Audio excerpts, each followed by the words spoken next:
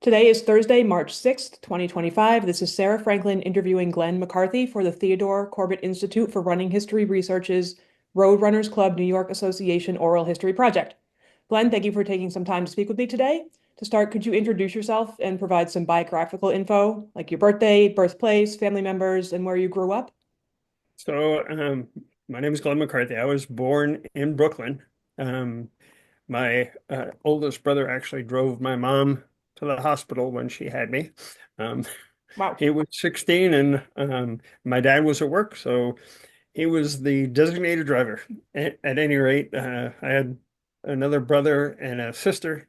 My sister was about 9 years older than me, and then the other brother was 3 years older than me. He was, according to the family legend, he was an accident, and then my parents decided he would be lonely by himself, so they had me, and so I got to be the spoiled baby of the family. Um, we- After being born in Brooklyn, we moved later that same, well, I guess it would have been the next year, 1950, we moved out to Valley Stream, uh, lived there about 8 months, and my parents had were anti-war, and so they had bought, mind you, both my parents were born in inner city, both first generation Americans. My mom was born in Fall River, Massachusetts, my dad in Staten Island, and And where were their parents from? Ireland. Everybody was straight off the boat of Ireland. I My guess McCarthy, that explains it.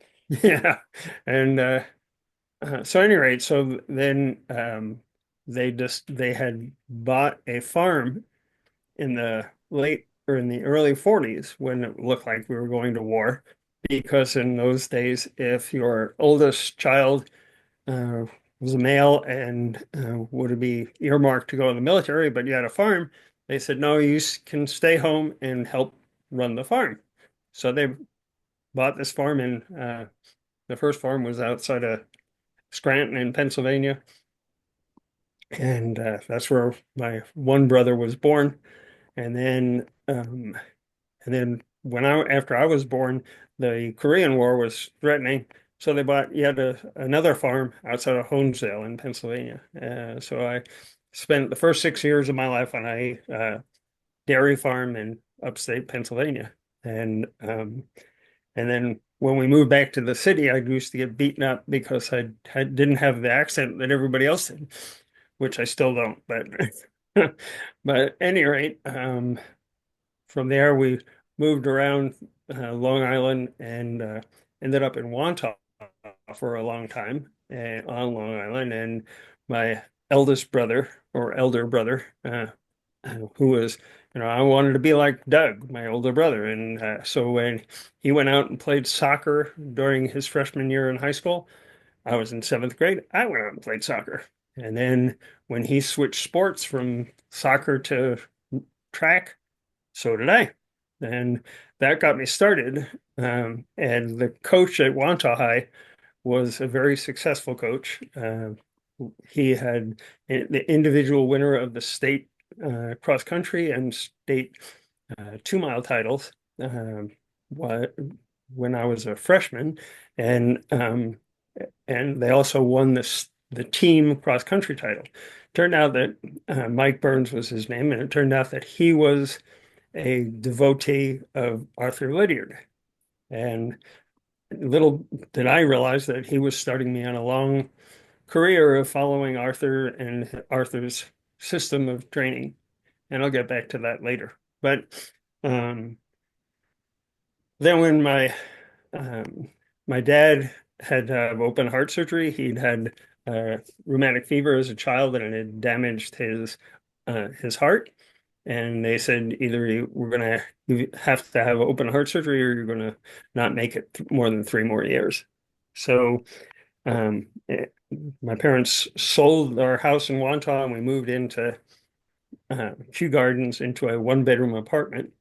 And because at that point, the brother who was just 3 years older started at Columbia. And so it was just me and them and me and my parents. And we moved to to Kew Gardens, and that's when I started going to Jamaica High School. And the when I started Jamaica High School as a freshman, I'd already run a 2 mile, and I'd run just under 11 minutes. And the school record at Jamaica for the 2 mile was 10:40 something. And so I just thought, I'll be the star here. But unfortunately, Larry Ellis, who was the coach, was he came from a background of natural speed. So he had us running intervals all the time, and it just didn't work for me. Uh, so uh, when my friend Dave Littlehales, who was still out in Wantagh, when he came in and said, we should uh, go to this 5 mile road race. And a road race? What's that? And so he indoctrinated me or introduced me to the Macombs Dam group. And so we went there, and it was I think it was February of what would that have been, 65. And that was my first taste of a road race. And everybody there was so welcoming. There were only like 30 men, but they were all older. Most of them were in their late 20s, but there were other guys who, like, Doc Sheehan, who was in his late 40s, and others. And it was just such a supportive, welcoming organization that a couple weeks later, when they had a 2-man 10-mile relay around Yankee Stadium, which was at that point, it was just under a half mile or one lap around. And so we alternated 11 laps each. And and it was a handicap event. And so Vin Kern, who at the time was in his 30s, and I thought of as a very old man, yeah, he and I got teamed up because I didn't have a teammate, and we actually won outright. There was a collegiate team of a couple of guys from Fairleigh Dickinson University who were the scratch team, and we held them off. So we ended up winning, and I ended up getting a book by Fred Wilt called Run, Run, Run. And that started me on studying distance running theory. And of course, there was a chapter on Arthur Lydiard, and that just seemed to mesh so well with what I'd learned from Coach Burns out in Wantagh that I continued to do that, and continued on weekends to go up to Macombs Dam Park, and whatever the distance was, if I didn't run the whole distance, I ran a good chunk of it. And there was a group of high schoolers from all around different high schools in New York who would show up. And what it was against the school rules for us to run in any races outside of scholastic competition. So Joe Kleinerman and the other administrators came up with this technique of giving us letters instead of numbers. And they're all handwritten numbers that we put on, but with letters instead of numbers. So that way they could record our lap splits on different courses and such. And so that it just became my most Sunday morning routine. It got me out of the 1-bedroom apartment that I shared with my parents. It wasn't a whole lot for a 15-year-old, 16-year-old to do in a 1-bedroom apartment. So it chewed up most of Sunday morning or even Sunday day, and that's how I got started. And can you describe the atmosphere at McCombs when you went up there? Like, who was there? Were people just milling around and then someone just fired a pistol and you all started running? Like, did you know what you were getting Oh, into when you showed up on a given day? well, Macombs Dam Park, the clubhouse, as we called it, was a New York City Parks Department building, and on the top floor of the building was a parks office, where if you were you had a library card, you could check out uh, checkers or chess sets or basketball, because they had a basketball court behind the building. Mhm. And then it was interesting that the building had a lower floor, and in the lower floor they had a complete locker room. Of course, in those days, women didn't run, so it was an all men's locker room. And when you walked in, there was a small area that was like um, well, in my understanding is because I haven't really been to health clubs lately, but a health club area where you would pick up a towel and a locker or a lock for a locker, and that's behind that area stood Joe Kleinerman, who was um, he registered every runner, and he and I can't remember the other guy's name would stand there behind there taking care of getting everybody registered. Joe, of course, knew everyone who was showing up, so he would shout, "Oh, here's Ed Winrow. He's here today. Everybody else is going to lose." Or something like that, something appropriate for everyone. And so it was most of the older runners, and by older, I mean they were in their 30s, the older runners had been part of this group for decades. And so they hobnobbed with each other. And once they got to know you, once I became a recognizable, this isn't a fly-by-night kid who's just going to be here once and gone, they started welcoming me as well, asking me how my running was going, all those kinds of questions. It felt like a big brotherhood, and I of course was one of the young kids. And so you were obviously running extensively with and without your high school team, and you earned a track scholarship at Fresno State. So what were your distances on the official high school track team? Were you running cross country as well? And then talk about how you ended up at Fresno State. I ran cross country and track in high school, and and it was interesting because in the 60s, if you were running anything longer than a quarter mile, you could only run one event that day. So if you ran a half mile, mile, or 2 mile, that was it. So I was for my high school, they Coach Ellis made me the 2 miler. So every dual meet we had, I ran the 2 mile, often against no competition, and so it just was a matter of going out running my 2 mile on our home track, which was um, it was cinders, and there was a dip in one place where if it rained at all, we'd have a puddle, and it was definitely not my idea of a great track, but that's what we had. And it was the place that, I mean, Bob Beeman went to Jamaica High School, and he set the national record in the triple jump. And we didn't even have a runway for a long jump pit. And the long jump pit was just broken up dirt and sand. So um, his senior year, he didn't compete in our dual meets because we didn't want him to get injured, which was a very likely occurrence if he did that. So God forbid it had rained beforehand too. I mean, who Oh knows yeah. there? Yeah. New York and rain in the spring. Yeah. What a concept.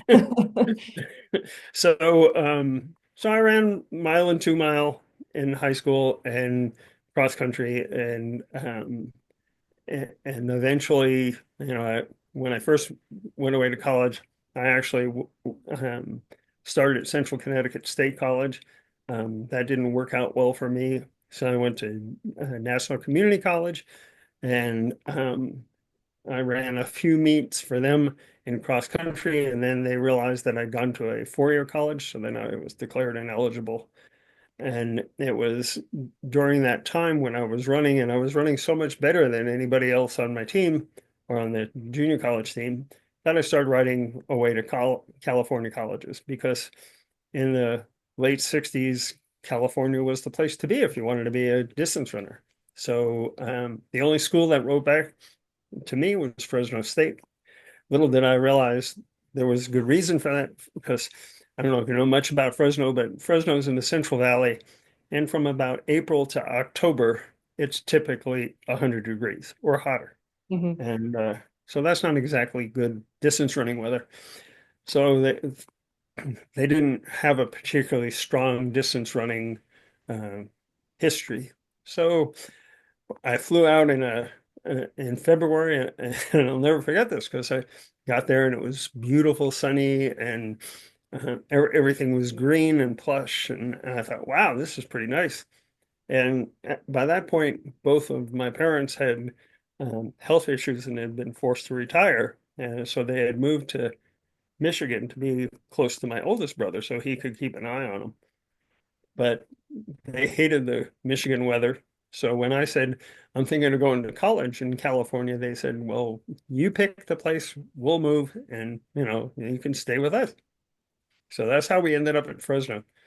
And after I graduated from Fresno State, I've only been back to Fresno once in my whole life because it was just not my idea of a good place. So how would you summarize your collegiate running experience? Um, uh, Hot. I actually never ran a step for Fresno State. You did. Yeah, Okay. I did not. It was I just it just didn't work for me. And I had turned out that I had inflamed tonsils, and so I'd go through about a 8 week cycle. 4 weeks I'd be healthy and I'd be running well, and then 4 weeks I'd start getting sinus infections and not be able to perform. And it took into my 30s before I had a doctor who could figure out what was going on. Wow. So were you running casually by yourself during that time, or were your tonsils prohibiting you from any activity Oh of that? no, I was running probably 90, 95 miles a Oh, week. okay. So you were still okay. Were you I, I, racing as I well, or would just I just I never raced. Um, the few races I did were either they were road runs, but they were up in the Bay Area because there was very little activity in the Central Valley. wow. So And you were running 90 miles a week just to pass the time, basically, and keep uh, yourself sane to some extent, well, probably? I had the belief that if I continued to run and I got the health issues behind me, that I would eventually flourish. Hmm. Of course, that didn't happen for years until I got that those tonsils taken care of. Wow. And so you graduated Fresno State. Did you go directly into the Peace Corps from there?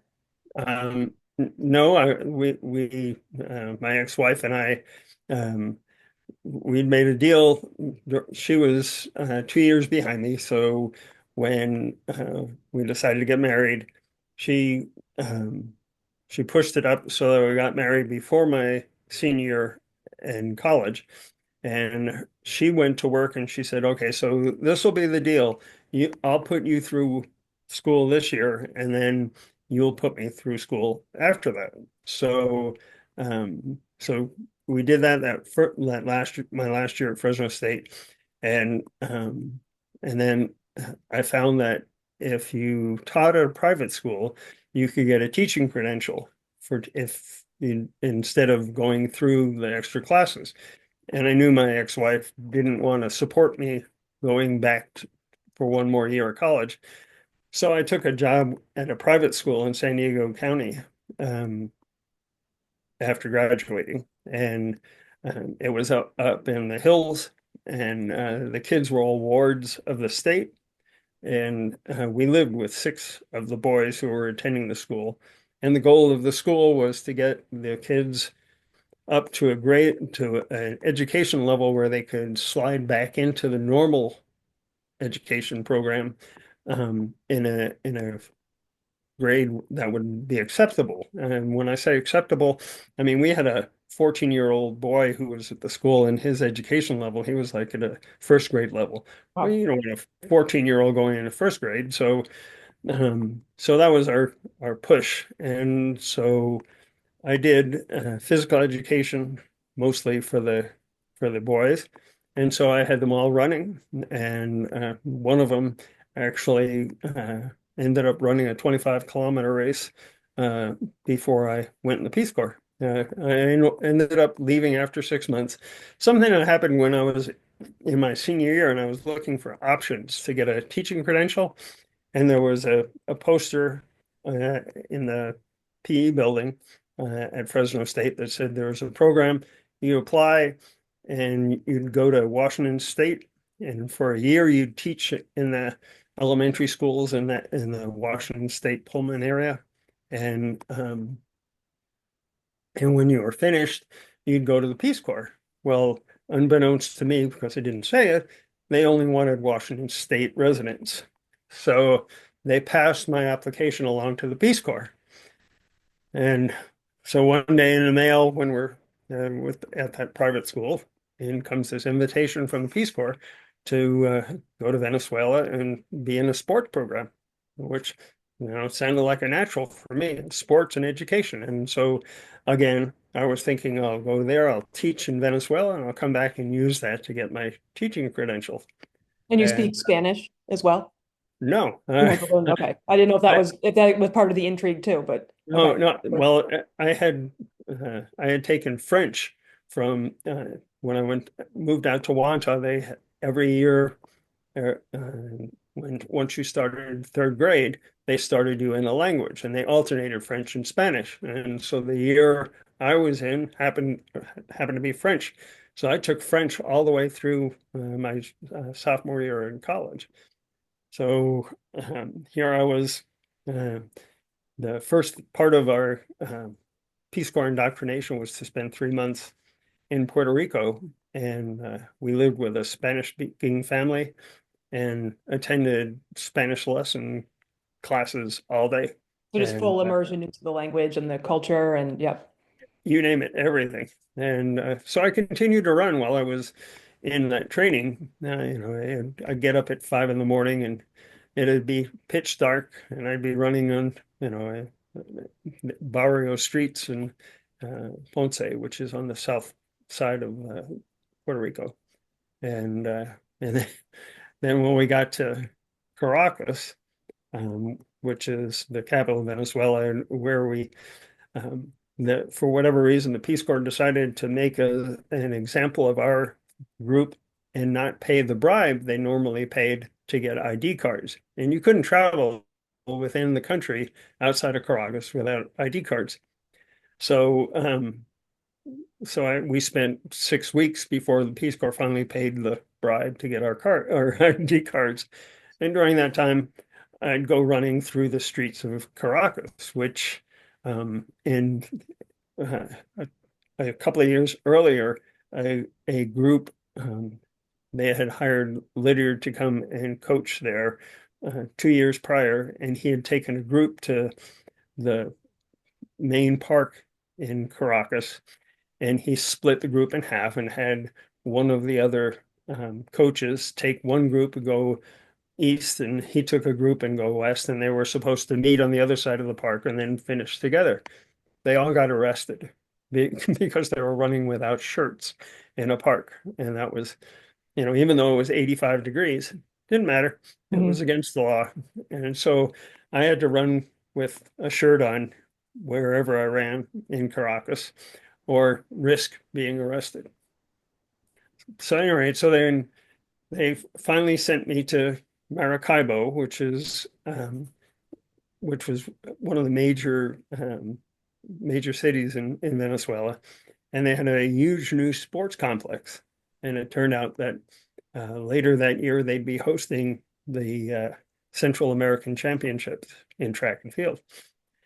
So I was there and vividly remember being introduced to the state sports director by my Peace Corps regional coordinator, and the director said, "So you're bringing me a track coach and a female gymnastics coach," which was my ex-wife.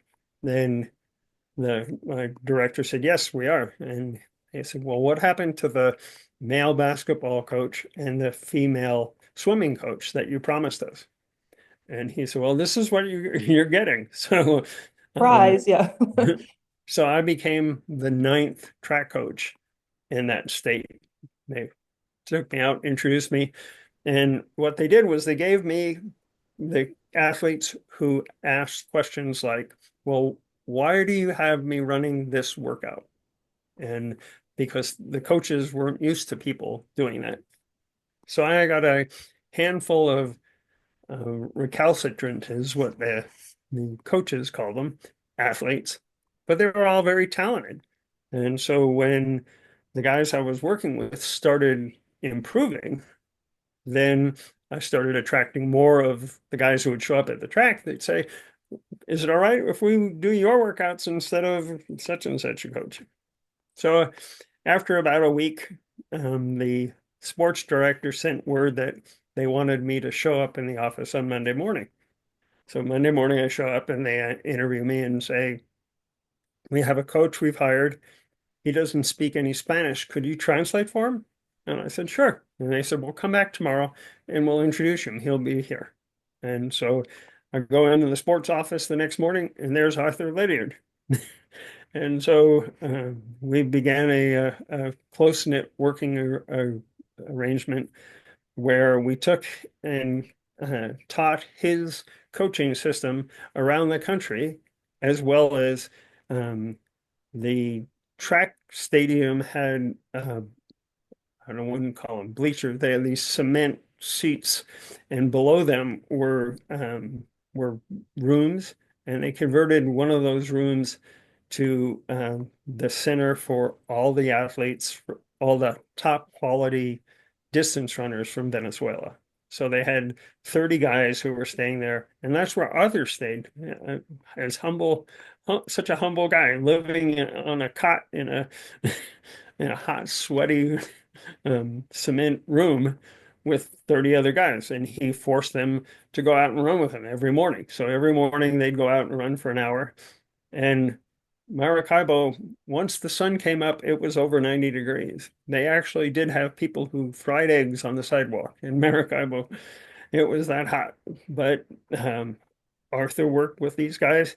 There was one guy, he was nicknamed the Slug because he was slow on the track, but he was the national record holder in the marathon.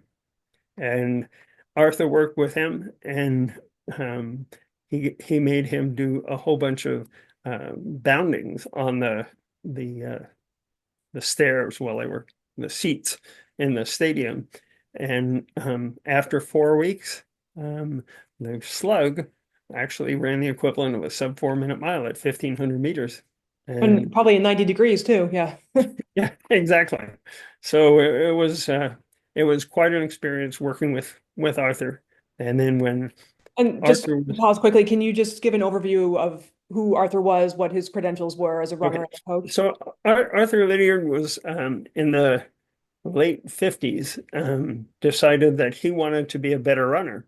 And he felt that there was something missing in coaching theory. So he read all the literature he could about how to train athletes. And he was in New Zealand. He lived in Auckland, which is a major city, but it wasn't a big athletic area. And he was working as a milkman.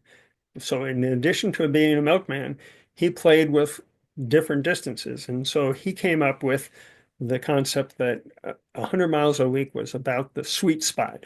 If you ran 100 miles a week, your endurance would develop to such a level that you could then perform other training activities that would improve your performance. And so he took a bunch of the kids in his neighborhood in Auckland, and in the 1960 Olympics, he qualified four of his kids, so to speak, to go to the Olympics in Rome. So one of them was Peter Snell, and Snell was evaluated as being the slowest man in the 800-meter field.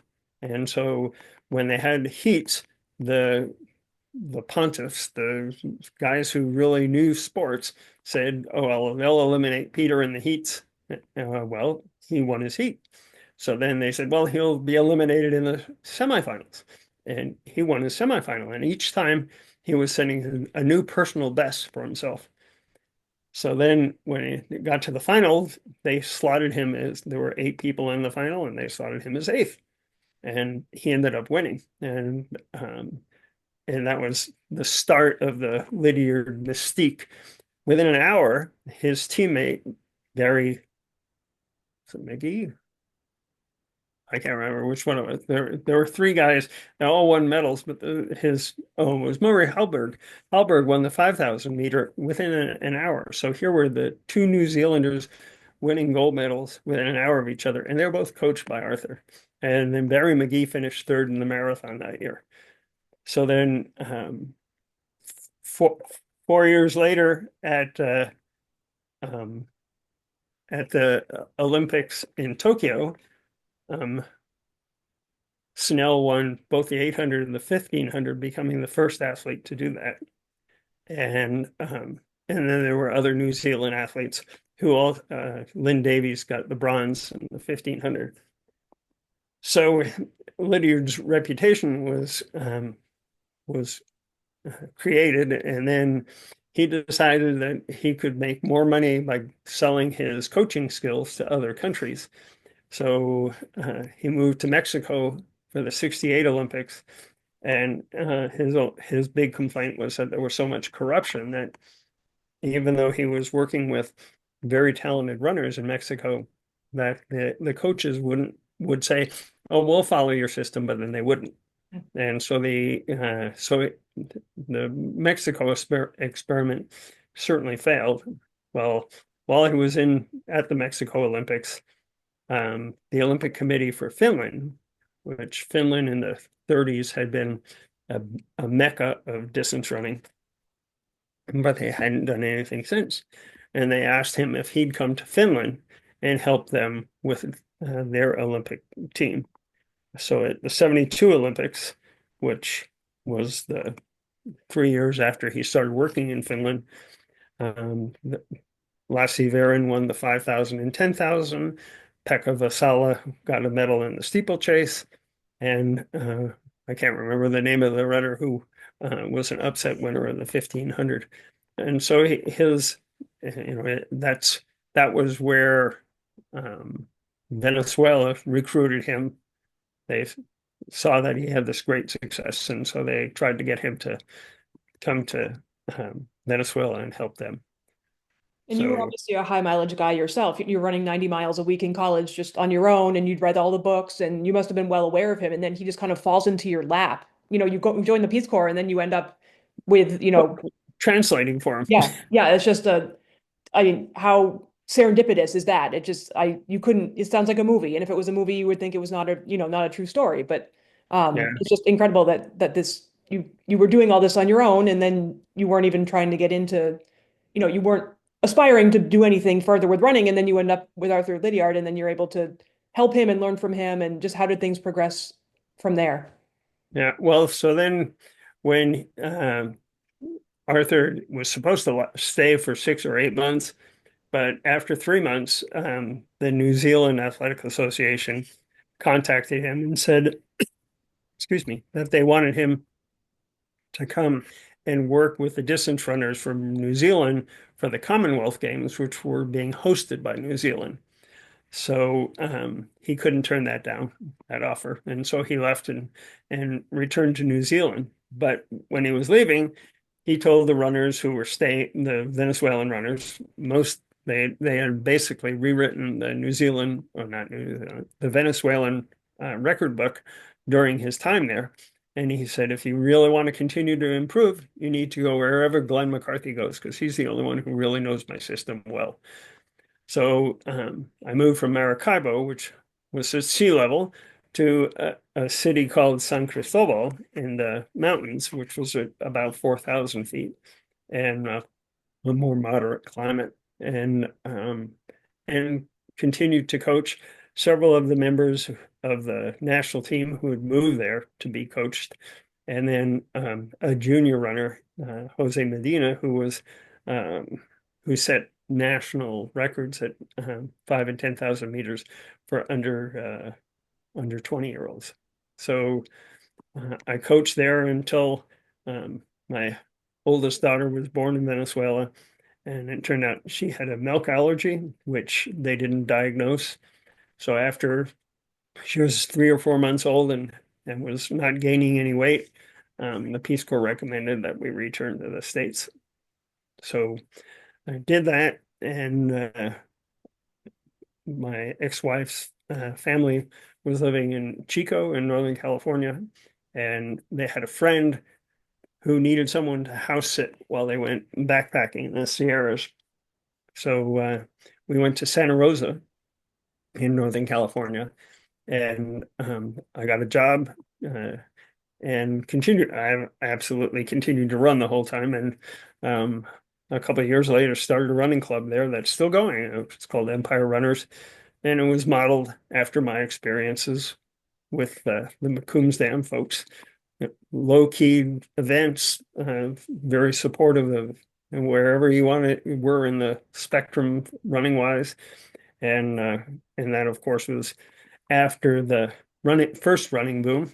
And so we started having women and events like that. And so basically continued running in California. And when I went to work for Hewlett Packard, and they had the corporate cup relays that were sponsored by Runner's World in the Bay Area. We would go down and compete in those, and eventually I decided to leave California and move to Colorado. And when I got here, I became part of the Colorado Masters running group, and started coaching the runners here. And for 25 years, I had a group which was called Glenn's Gators that I coached. During the summer, we did interval workouts once a week, and during the winter, once a month, we'd have a get together and a run at somebody's house, and continued to do that. And I ran up until my knee. I'd fallen when I was skiing when I was in my late 30s, and eventually that injury required my knee to be replaced, so I had to stop running when I was about 4 years ago. Were you, when you were doing after you came back to the States and you were running, you had been basically anointed by Arthur Lydiard himself as, the protege of how to coach his techniques.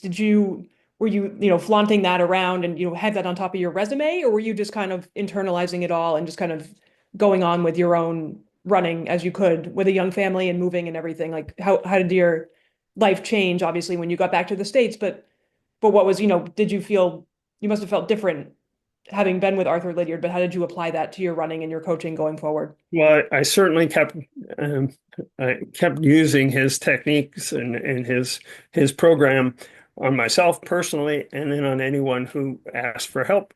So the Empire Runners, I had a woman I was coaching who at the time was breaking 3 hours for the marathon, which back in the early 70s was quite an accomplishment. And then via the corporate running, we had recruited people who just came to work for Hewlett Packard. One guy was a Olympic trials qualifier in 800 meters, and he became a key part of our corporate track team. I'm sure, yeah. So I used the system there, and then when I got here to Colorado, I had athletes that were over 40 who, had never broken, say, like 38 minutes for a 10-kilometer or broken 3 hours for a marathon. And I got them all, down in the 34s and 35-minute times for 10Ks, and breaking 3 hours for the marathon, qualifying for Boston, that kind of stuff. That was kind of the big objectives for runners in the 80s and 90s, and I help people do that. And what was your own running like during that time? Were you racing and competing? Actually, I'd taken a break from marathoning for a while, but I did, when I turned 40, I ran. There used to be a marathon in Pueblo, Colorado, and I actually came in third overall and set the Masters course record, which at the time was 2:46, but not bad for a 40-year-old guy. Not bad for anyone, yeah. And what was your marathoning career, if you will, prior to that? How many had you done and what was your PR? I ran 15 total, and my Oh, PR was 232. wow. And where did you, after you left the high school and the track, basically, were you competing at any shorter distances, even like 5 and 10 Ks, not necessarily on the track, but were you doing any Oh, other race distances? oh, oh, the 5Ks were my speed work, so I did those um, when where I live now in Lakewood, which is in the suburbs. But at one point, I lived in southeastern Denver, and I used to run up to City Park, which is a an area where they pretty much any weekend you can find a 5K in City Park. So I'd enter those races and I'd run from my house up there as my warm up. So that was Mhm. about 3.5 miles. I'd run the 5K, and usually at that point I was over 40 and over 50 at some points, win my age group, get my award, and then run back home. Do you have a So favorite race distance? Um, I guess my favorite distance is probably between a half marathon and 25K. And when I was part of the Empire Runners, the Road Runners Club of the U.S. used to have a postal competition. And so I helped develop a team that did road course certification. So we certified the distances and the Roadrunners Club competitions were from 15 kilometers through the 30 kilometers. Every 5 kilometer break, they had another competition, and so we'd have those races every year somewhere in Sonoma County, and then we'd submit those results to the national competition. And we had Jim Bowers was a member of the Empire Runners back in those days, and Bowers set the national record for 25 kilometers at one of our races. So I, I I really enjoyed. I could run a half marathon pretty much every other weekend and race pretty competitively. So one of my favorite races is to go out to.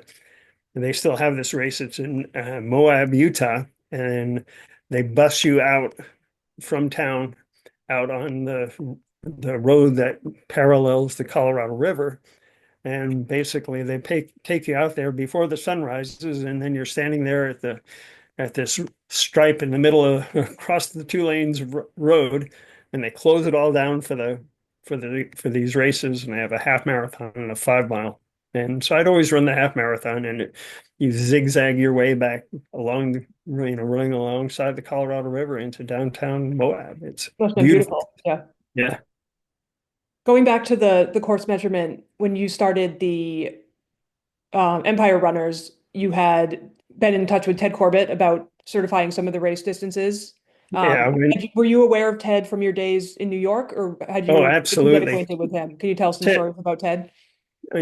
Ted was he was amazing because he would run to the Macombs Dam Park facility from his home in kind of the Bronx Manhattan border, and then he'd run the races. And I mean, he was approaching 50, and here I was a 17-year-old high schooler, and I could always remember hearing him coming because he kind of moaned with each step. He It was never helped. known for his grace as a runner, that's for sure.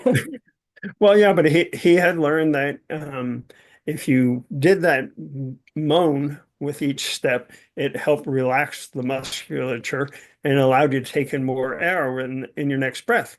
So here I'd be running a 4 or 5 mile race, and all of a sudden, about the start of the third mile or maybe the fourth, I'd start hearing his moan behind me, and eventually he'd pass me up because he was just that competitive, and even as a late 40 and early 50-year-old. And I mean, he set the national record for the 50-mile run as a 50-year-old. He was phenomenal. And yes, he did help us us, myself and my friend I mentioned him before, Dave Littlehales. He and I, for whatever reason, Dave decided that he needed a surveyor's wheel, and so um, we were in high school, and his parents bought him a surveyor's wheel for a birthday present, Happy birthday, and yeah. well, it was what he wanted. So we actually contacted Ted to find out what we had to do to get the wheel certified.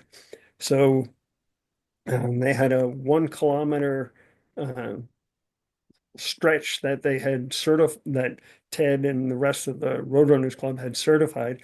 So we took the wheel up there, and sure enough, even though the wheel said it was a kilometer, we were, had to go about 4 feet, 5 feet further to make it, to get it to be actually a kilometer. So I learned all about all the ins and outs of surveyor's wheels and the bicycle certification device that Ted was promoting as being the better means of doing that. So when when I started the Empire Runners and decided we were going to be part of the Roadrunners Club of America, and what we needed to get course certification, I corresponded with Ted and the committee that was taking over for Ted to do course certification at that time, and and we developed our own 1 kilometer, because you had to use steel tape and you had to have a certain amount, a specific type of pressure on the steel tape when you measured it. So this crew of 4 or 5 of us, we did all that in Sonoma County and used that with the bicycle certification device to measure all our courses.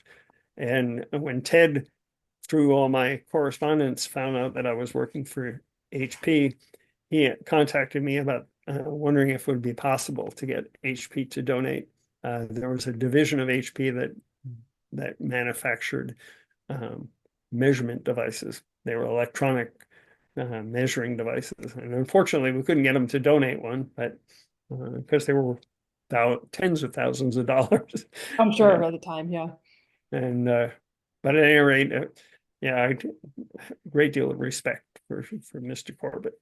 It's cool that all those decades later, like when you were in high school, you and Dave were measuring courses and you had been reading all the books about the nuances of running and then going up to Macombs with the guys. And then, decades later, you're making your own running club based on your experiences at Macombs Dam Park and measuring courses, and it all just kind of came full circle there for you. Yes, it was a great experience, and I'm sure that was the impetus behind my starting the Empire Runners, because I just felt there was a need, and obviously there is, because the club's still going strong. So you had sent Gary Corbitt your collection of Marathon and Beyond. Speaking of reading about running, can you talk a bit about that collection, and also if you have memories of other running publications like Distance Running Journal, Track and Field News, Long Distance Log, things like that? Well, the Marathon and Beyond, to me, when Runner's World started, they didn't have authors. They used people who were experienced distance runners who wrote about their experiences with training and training theories and that sort of thing. So I found at that time Runner's World was a very helpful magazine. When I think it was in the 80s, um, Runner's World opted for doing Marathon and Beyond, and basically the articles continued to be written by non-professional authors, but instead by runners who shared their experience or shared their knowledge that they'd gained through running. So I found those, they were quarterly magazines, and I found those to be very beneficial. And after a while, it wasn't a whole lot of, like bright new information, but it was information that supported different concepts that people like Arthur Lydiard had put out there. but had at times been poo-pooed by the running milieu, saying that, oh, that you don't have to run 100 miles a week. You can get by on 30 miles a week. Well, that's proved not to be true. Did you ever feel compelled to maybe not write into the magazine, but do any writing or, formalizing what you had learned from Arthur in writing in any way? Yeah, there was a magazine called Running that was published. Actually, it was a Nike was publishing the magazine in the had to be the late 70s. And I did write a synopsis article on why the Lydiard system Hmm. succeeds. And Jack Welch, who was the publisher or the editor at that time, he and I worked on cleaning up my prose, and but it was published in Running way back then. That's great. I mean, must have had so much to share. I'm sure it felt good to get at least some of it out into the publishing world of running as it existed Yeah, at the time.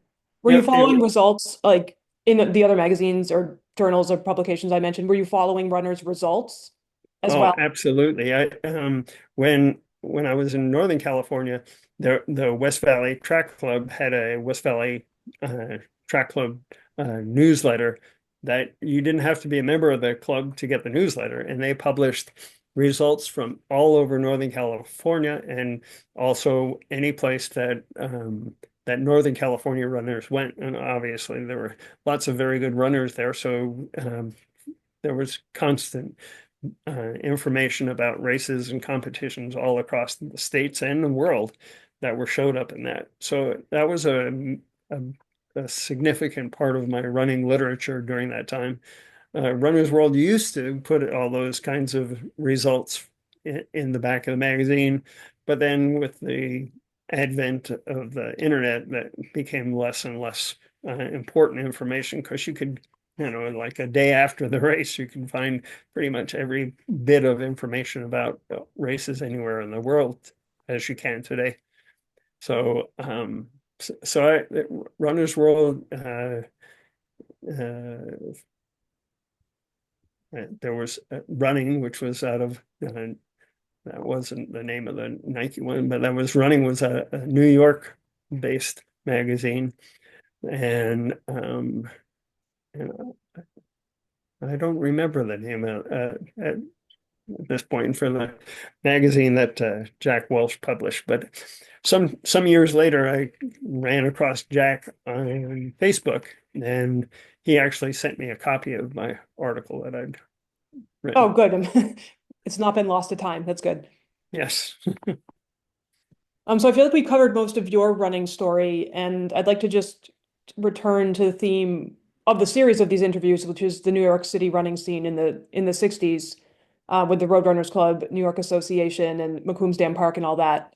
So before we joined this call, you had written up some stories about some of the names that we provided. So I'm just going to give you a handful of names, and if you just want to share a bit about each of these Well, guys, well, I think there's one one woman, but that would be great. Go one ahead, thing I'd like to say before we start is please.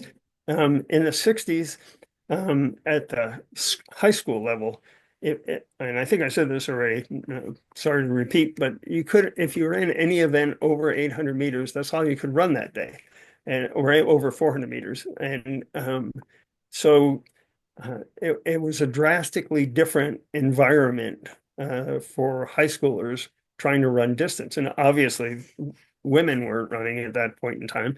But there was one year, my junior year in high school, the State Athletic Association said that high school runners couldn't run two competitions a week during cross country. So in my junior year, they split my team in half. Larry Ellis, the coach, and he took the top, most of the top seven runners and had them run at the weekly races at Van Cortlandt Park. And then there was a dual meet schedule and competition.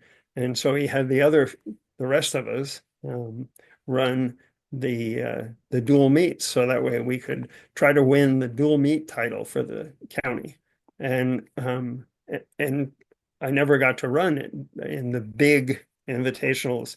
at Van Cortlandt Park that year, even though I'd show up and Larry would have the guys who were running on the dual meet team run the course. But of course, when you're running with your teammates, it's very different than running in a big invitational. So, Mhm. but the attitude was that um, you're going to hurt yourself if you ran more than 2 miles straight.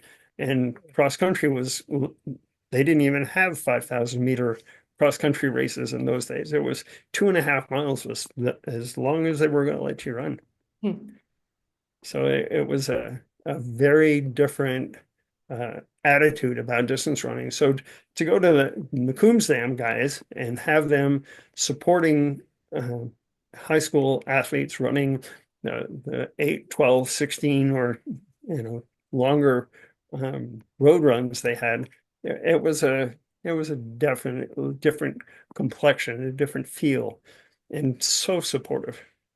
And I'm sure for some kids who were running at the time, it was like, you do one race on the whatever at the meet, and then you're like, okay, I'm good. But like you seemed like you always wanted more, more, more. And that's what you ended up getting with this crew at McCombs, which must have been like a mecca for you. You must have just been, bright-eyed and bushy-tailed when you showed up there every week.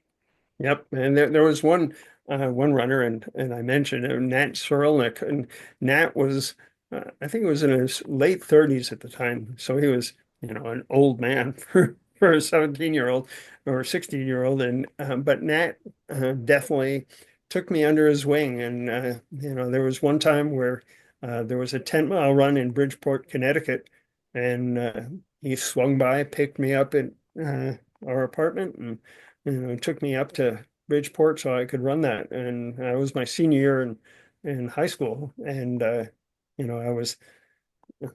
ran my PR 10 miles at that race. And that stood for a number of years. But the other thing was that during McCombs was the hub of distance running for the Metro RRC in the winter. And in the winter, indoor track, um, they basically pulled you off the track if you got 201 lap behind the lead runners. So the lead runners in those days were running just right around 920. So the few times that I got to run 2 miles indoors, I get pulled off the track with a lap and a half to go because I'd be lapped, and Mhm. the officials didn't allow. They allowed 6 runners to compete no matter where you were. But I was never in the top six, so I never made it to the finish in all those indoor 2 mile races, and that was pretty consistent. And you just mentioned Nat Cirulnick, and you would also, in your note, mention Anne Cirulnick, who was the first woman you had seen run a race. Can you talk about Anne a little bit? And also, at what point do you remember throughout your running career starting to notice more and more women who were racing? Um, and Cyrillic and Nat were, a couple who Nat had, I think he'd run in the low 230s and had gone to Olympic trials, but obviously was not a contender for an Olympic spot. But I mean, um, he was a character, and Anne, she wasn't what you consider to be the physique of the typical distance runner. She was kind of uh, carried a bit of weight, but she still ran just for her health. And so there were a number of the RRC used to have a series of 2 and 3 mile races. The 2 mile races were on the track, and they were at Forest Park in Queens and Van Cortlandt Park in the Bronx. And the 3 miles were at Clove Lakes Park in Staten Island. And they had those every week during the summer. And so there was a few times that Anne actually jumped in the 2 miles at Forest Park, which wasn't far from where they lived. So it was kind of shocking to see because I'd never seen a woman run that far before. But then with the running boom in the early 70s, more the allowance, I guess would be the term, would for women to be running uh, increased. Uh, when my friend Dave Littlehales, he ran in the Boston Marathon in 1967 as an 18-year-old. And while I was waiting for him to come by, um, what was her name? Gibbs, the first woman to run to be recognized for having run the Holly Boston Gibb, yeah. Marathon. Yeah, she went shooting by me while I was waiting for Dave to come by. That must have been quite a And sight. it was startling. And then, of course, the next year, Catherine Switzer was actually got a number, Mhm. but it was a number of years before they officially recognized women. And I was very supportive. I thought, everybody should be running. It's such a healthy, beneficial thing. Um, and like I said, when I started the Empire Runners, we had women that were part of that group, and uh, I worked with one woman who was, who she finding her way with running. And when she first started running, she was running 10Ks in like 45, 46 minutes. And she got down to running 36 minutes with some work. All right, so we'll take you back to the Macombs Dam locker room. And you Okay. already mentioned Joe Kleinerman some, but can you talk a little bit more about him and Kenny Abramson and their presence in that locker room? Well, yeah, Kenny was very quiet, and he would stand behind Joe while Joe got everybody to sign in. And if Joe, stepped away, Kenny would certainly fill in. But Kenny was this, he just didn't look like a runner at all, or any, he was kind of pudgy and that, but for some reason he really supported running. And so he would show up every week. There he was helping register runners. And then no matter what the weather was, there'd be Kenny at the start and finish line with his watch recording splits for each runner's number as they went by. And um, they were just quite a team. They were so supportive. The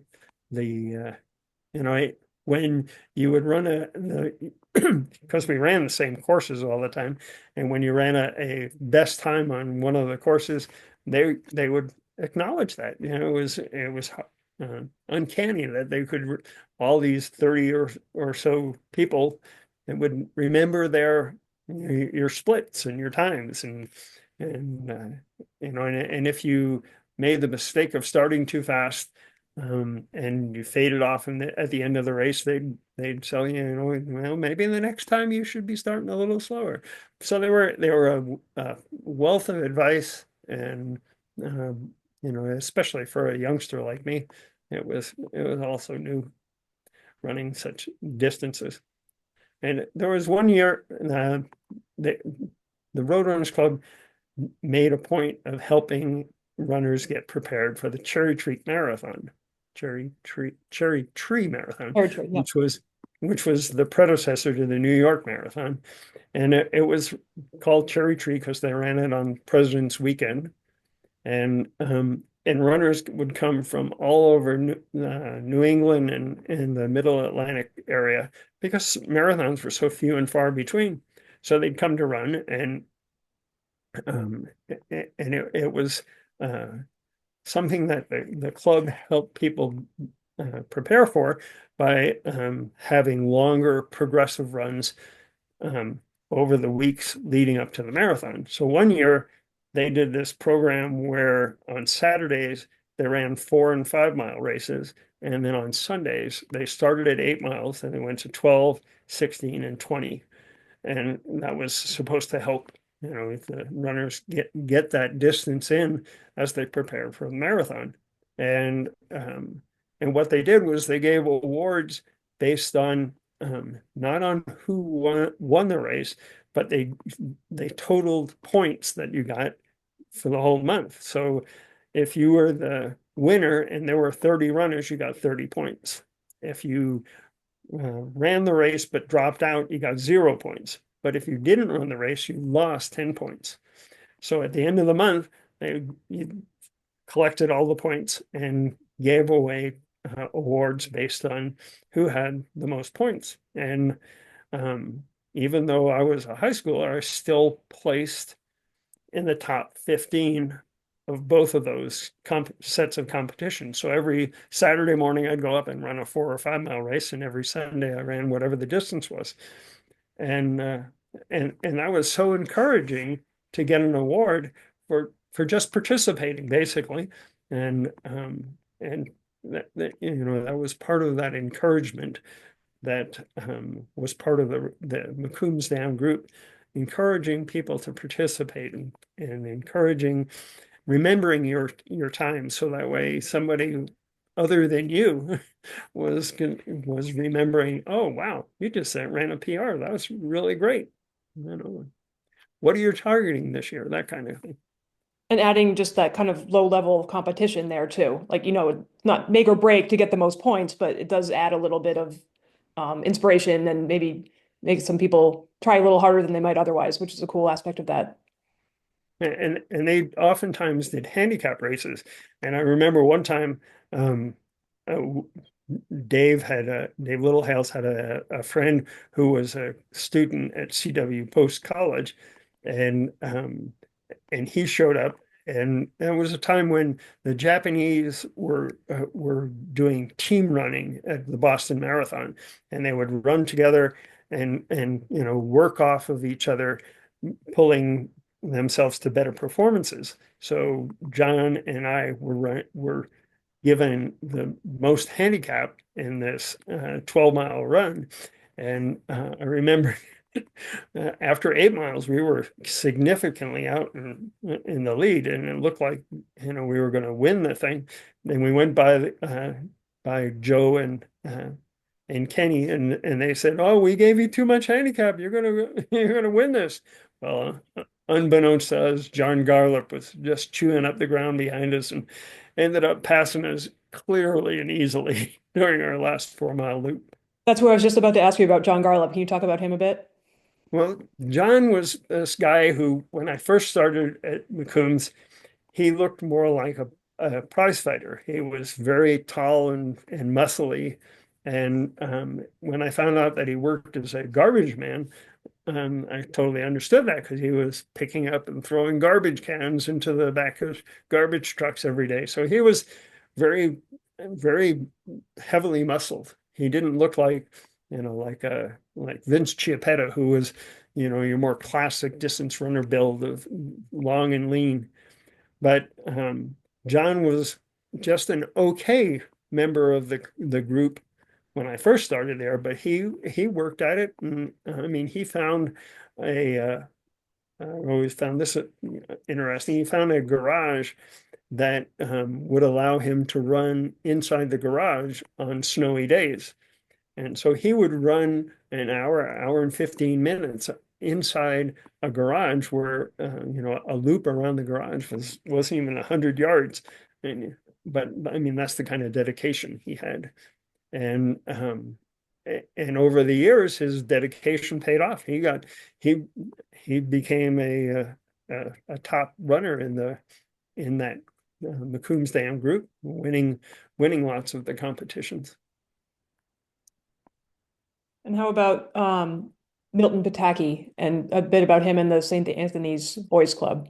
So Milt Pataki was a shorter, and he probably was in his early 40s. And Milt had the St. Anthony's Boys Club that he helped organize, and he recruited high schoolers from all around South Queens and Brooklyn. And during the summer, when they had high school competitions where they had team competitions, the St. Anthony's Boys Club was a top contender, because they had runners like George Wisniewski, who, when he was at NYU, actually broke 13 minutes for 3 miles, which at the time was, only seconds off the world record. And but Milt was a warm, encouraging gentleman who never had a bad thing to say about anyone, and he did a great job of recruiting high schoolers to come to Macombs and participate in those longer runs. and encouraging them to, to improve their running. And throughout the, wherever you went in New York in high school, you ended up running into guys that you knew from Macombs who were part of the St. Anthony's Boys Club. And another runner who sounds like was encouraging to younger, like high schoolers in particular, was Gary Murky, who of course went on to win the 1970 New York City Marathon. What was your relationship with him? Um, Gary was interesting because, again, lots of the runners found Macombs, and then it became a way for them to improve. And Gary had, when he first showed up as part of uh, the crowd, he was just he was an okay runner. He was up near the front, but he wasn't no winner. And but yet he put him, applied himself, and like you said, he won the the first New York City Marathon, and it was that odd thing that he had been injured in his job as a firefighter and couldn't pass the firefighter's physical, so he was forced to retire. And here he was winning the New York City Marathon, and he was a medically retired fireman. So the city offices called him in, and sure enough, when they did the physical again, he had issues with his lower back that wouldn't allow him to carry all the weight of the equipment that a firefighter would have. But Gary was he he so enjoyed his own running that he propagated that to anyone around him. And and when you'd see Gary, he'd remember, for a high schooler to be remembered by one of the better runners. That was quite a thing. But he would remember your name, and oftentimes when you ran a PR, he'd say, "Wow, that was really great that you were able to do that today." So again, lots of support for youngsters like me. Kurt Steiner. Kurt was a character. I believe he was German in ancestry. It could have been Polish, and he had a very thick accent. And he was I don't think he was even 5 foot tall. And and he would show up at every race and encouraging everybody to participate. He was a mainstay in the organization of the RRC, and he the humorous stories, and I think I relayed those in my summary. In 1966, he went up to the Boston Marathon, and in those days there were only a few hundred runners, and he got up on the starting line and he darted out. So that is all the pictures that went around the world. There was Kurt Steiner leading the Boston Marathon in the first 100 yards or so. But he was a character, and I remember another time he showed up I mentioned the 2 mile runs that they'd have every week in Forest Park, and he'd run there, and he had shorts with pockets in it, so he had money to get himself back home on the train, but he had his shirt rolled up and tucked in the inside his shorts. So he got there and he's all sweaty and hot because it was summer, and that's what it is in New York in the summer. And he pulls his shirt out and puts that on top of his sweaty body, and you know, I I felt sorry for anybody on the train with him going home. Yeah. Oh man. But he was a character for sure. Can you talk some about the New York Pioneer Club? I know like Ted Corbitt, Art Hall, Walter Walls, those were all kind of the leaders of the pack, as you said, but just about the club, what you remember about the club generally, and just how they factored into the Macomb scene. Well, obviously Ted was a leader of the Pioneer Club. I'm not sure if he was a founder of it, but he certainly contributed a lot by his performances. And I know that there were times when the Pioneers Club won the team title at Boston, with Ted being a major contributor to that effort. But the Pioneers Club, um, basically, when they came into existence, the majority of the clubs in the metro area were were mostly white, and then the big club was the most powerful club was the New York Athletic Club, which has a huge facility right at the at the corner of 52nd and Broadway. It's just um, was amazing to see that an athletic club could have a facility that expansive, but it was a very white men only kind of environment, and so the Pioneer Club came along and said that the people of Jewish religion and people of color were underrepresented, and they started a club to help those people have a place to compete and to encourage a team competition.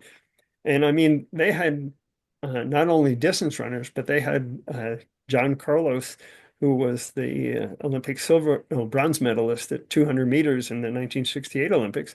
He ran for the Pioneers Club at a time. So they were a very powerful all event kind of team. And besides Ted, there were always a couple to, when you only have 30 people and there's like 10 teams in the metro area, if there 4 or 5 of them represent one club, that's a lot. And so there would almost always be 4 or 5 members of the Pioneers Club.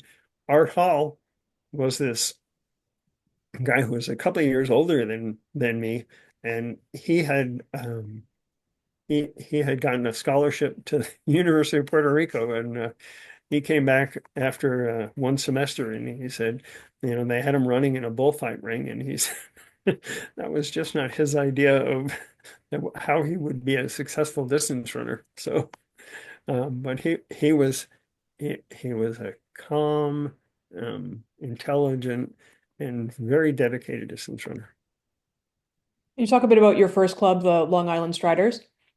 Well, the Striders was a team that Mike Burns, my junior high school coach, my brother's high school coach, he realized there was a total lack of organization of a team at all on Long Island, and even though you look at the map, and Long Island and New York don't look that far apart, just the fact that it was it was difficult to get into the city and participate. So Coach Burns worked with other coaches of other high schools in the area, and they developed the Long Island Striders. And the one story I mentioned was being at an all-comers track meet in Van Cortlandt Park one summer, and wearing my Striders uniform after I'd run my mile race. Excuse me. And I got approached by Roy Chernock, who was the coach at Oceanside High School, and he had 3 of his Oceanside athletes that he was with, and he said they were looking for a 4th to run a 4x200 relay, and I went 200. You don't understand. I don't run that short, Yeah. I mean, and they said, well, we just need somebody so we can finish, as a team. So the other 3 guys were all quarter milers or below, and so I would have been definitely the anchor on the on that relay team. But after they talked about it, they realized probably it wasn't a good idea. They came over and told me that they weren't going to run the relay, but it was a club that started to give high school athletes some motivation to run during the off season, during the summers. And Coach Burns knew that if you could get people running all year long, that their performances would improve. And so that was his impetus. I remember him recruiting my brother, who never ran longer, in races, but recruiting him to run what was called the milk run. It was a 25-kilometer race they ran every August in New York. And they ran it in different places. And my brother went in and ran this 25-kilometer race in Central Park. And that was the one and only time that I knew of him running a race that long. I know that he trained running that long because that's what Coach Burns had our teams do, but that was the only race I ever saw him run that long. That's a brutal time to do it in August in New York, too. It's a tough, Oh yeah, like a 25K debut. yes. I feel like we've covered an incredible amount about both you and the early days of New York City running. Is there anything else that you feel like we've missed or that you feel is important to share about your story or any stories that you remember from the New York scene? Well, the uh, the Macombs Dam group, even though the Macombs was the center point of their winter season, they maintained race. I mean, pretty much any weekend, anywhere in New York, you could find a race, and it was usually that same core group of supporting administration that put the uh, put the event together, and there was I remember they'd have a 10K track race every March or April in Yonkers, and they often had a 30 something mile race from Poughkeepsie to New to somewhere in New York City in May. That was they used as a qualifier to help support. They lend monetary support to somebody going over to run the London to Brighton 52-mile race, and that was the qualifier. And so there were constant races. Like I said, they had those summer series where they had 2 and 3 mile races, trying to encourage high schoolers and college athletes to keep running during the summer when lots of people would find lots of reasons not to run. But it wasn't just the Macombs Dam uh, center that they helped perform. They did races everywhere, and with Ted's support, they did ultras too.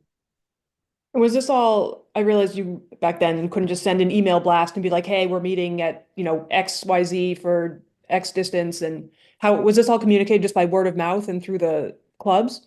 Well, the Roadrunners Club put out a quarterly newsletter that would have the schedule of events that they were putting on. And what was interesting was the Metropolitan Association of the AAU, which was a different organization, and they had the championships, the local area championships for all the distances. Those races weren't sponsored by the Roadrunners Club. So you'd go to the 20-kilometer race. It'd be the same people putting it on. It was the same organization.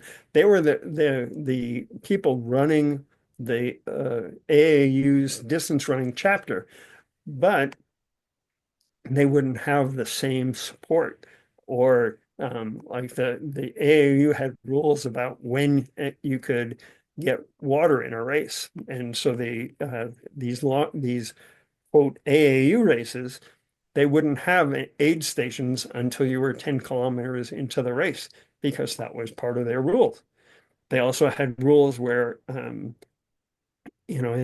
summer in New York, it can be pretty hot and sticky, but they had rules that you had to wear a shirt to compete. So if it was a AAU championship race, everybody wore shirts. Whereas if it was an 85-degree day and 90% humidity in a Roadrunners Club event, off came the shirts.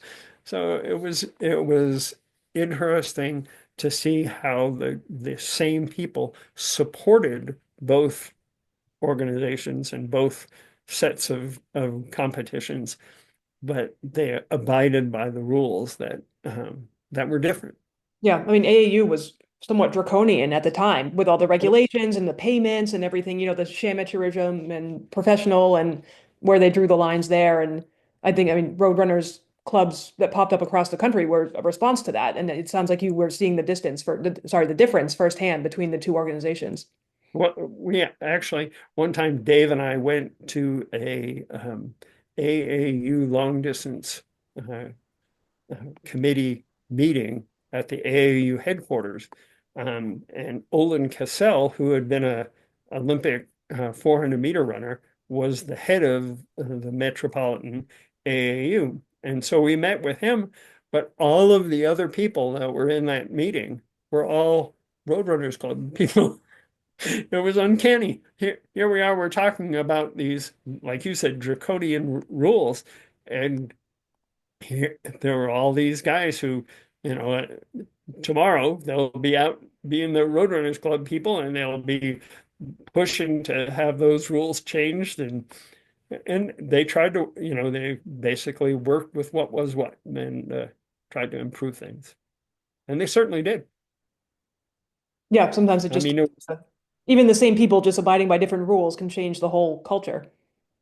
well, it was like that famous marathon in New York where the women were supposed to start 5 minutes before the men, so that way they'd have separate competitions. Mhm. And I think there were 6 or 8 women who were running in the race, and they all sat down and waited for that Yeah, yeah. 5 or 6 minutes before they started with the men because it was ludicrous. It's such a silly rule that, you know, women and men couldn't run at the same time.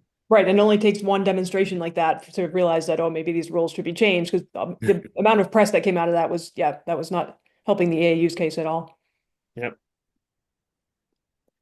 All right, unless there's anything else you'd like to share, I think we can wrap it up here. I think that's it. I think we've covered it all. I'm sure there's much more, but yeah, thank you for being so generous with your time and your memories, and I look forward to sharing this with folks so that they can get a glimpse of how you experienced running throughout the 60s, 70s, and beyond. Thank you so much.